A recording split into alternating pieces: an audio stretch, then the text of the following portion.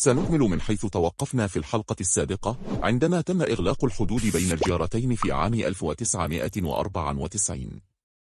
لكن لفهم مجريات هذه الحلقة جيدا سنعود أكثر قليلا إلى عام 1975 عندما استعاد المغرب الصحراء من الاستعمار الإسباني، لتؤسس بعد ذلك جبهة البوليساريو بعام واحد وترفع السلاح مطالبة بانفصال الأقاليم الصحراوية الغنية بالثروة السمكية والفوسفات، ويعتقد أن بها مكامن نفطية، واتخذت من مخيمات تندوف بالجزائر مقرا لها ومصدرا لهجماتها على المغرب ومواطنيه الصحراويين.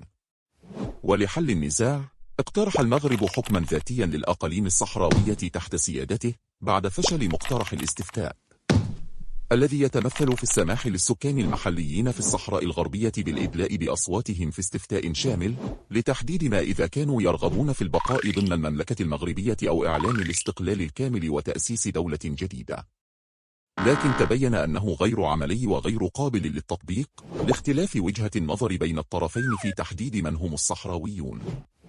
فمن جهة ترفض البوليساريو طلب المغرب في السماح لجميع سكان الأقاليم الصحراوية بالمشاركة في الاستفتاء، ومن جهة أخرى يصعب التفريق بين الصحراويين الأصليين والآخرين الذين انضموا إلى جبهة البوليساريو بغرض الاسترزاق من الموريتانيين والماليين والمرتزقة من مناطق أخرى. كما أن الجزائر لم تسمح للأمم المتحدة بإجراء إحصاء لسكان المخيمات، الأمر الذي كان سيساعد على تحديد الصحراويين الأصليين من غيرهم. لذلك تقدم المغرب باقتراح الحكم الذاتي للصحراء الجنوبية تحت السيادة المغربية، والذي وصف بأنه اقتراح جاد وعملي وحظي بدعم دولي واسع مثل الولايات المتحدة الأمريكية وألمانيا وإسبانيا والسعودية والإمارات العربية المتحدة والكويت وعدد من الدول الإفريقية واللاتينية. لكن جبهة البوليساريو وحليفتها الجزائر يصران على الانفصال التام عن المغرب. لذلك فشلت كل جهود السلام التي قادتها الأمم المتحدة، لكنها نجحت على الأقل في فرض وقف إطلاق النار بين الطرفين في عام 1991. فبموجب هذا الاتفاق تم إقرار منطقة عازلة تفصل بين المغرب وموريتانيا بعرض بضع كيلومترات وطول يمتد ل 2700 كيلومتر من المحيط غربا إلى مناطق سيطرة البوليساريو على الحدود الجزائرية شرقا. فتم تكليف قوات دولية بمراقبة وقف إطلاق النار. في أقصى جنوب غرب المنطقة العازلة يوجد معبر الكركرات الذي تأسس في عام 1985، ومع مرور الوقت أصبح هذا المعبر شريانا مهما للمغرب ينقل منتجاته إلى الدول الإفريقية الواقعة جنوب الصحراء عبر الأراضي الموريتانية، واكتسب أهمية استثنائية في إطار اهتمام المملكة المغربية بالقارة السمراء، وكما يعتبر معبره البري الوحيد المفتوح في ظل توتر العلاقات مع جارتها الشرقية الجزائر.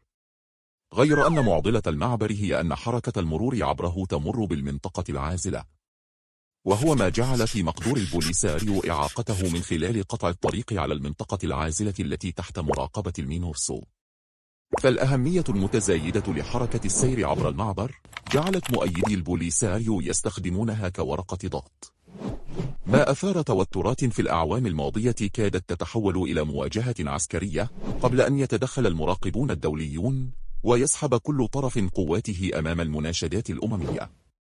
ولكن في أكتوبر من عام 2020 قام نشطاء من البوليساريو بالسيطرة على المنطقة العازلة ومنع العبور من المغرب إلى موريتانيا، ما شل الحركة التجارية بين المغرب ودول إفريقيا جنوب الصحراء، وذلك ما دعا القوات المغربية بالتنسيق مع الأمم المتحدة إلى التدخل لإعادة حركة التجارة إلى طبيعتها، وأقامت حزاما أمنيا لتأمين تدفق السلع والأفراد عبر المعبر.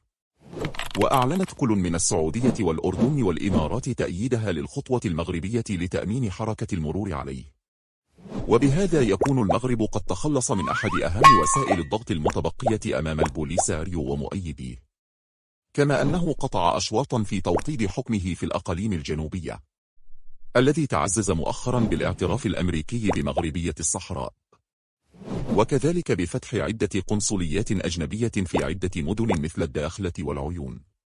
فارتفع إجمالي القنصليات بالإقليم إلى 29 قنصلية، 12 منها في العيون و17 بمدينة الداخلة. ونذكر منها على سبيل المثال لا الحصر: الإمارات والبحرين، الأردن والغابون، الكوديفوار وغينيا والسنغال. المرجو الاشتراك في القناة وتفعيل الجرس ليصلكم جديد الحلقات القادمة. دمتم في رعاية الله.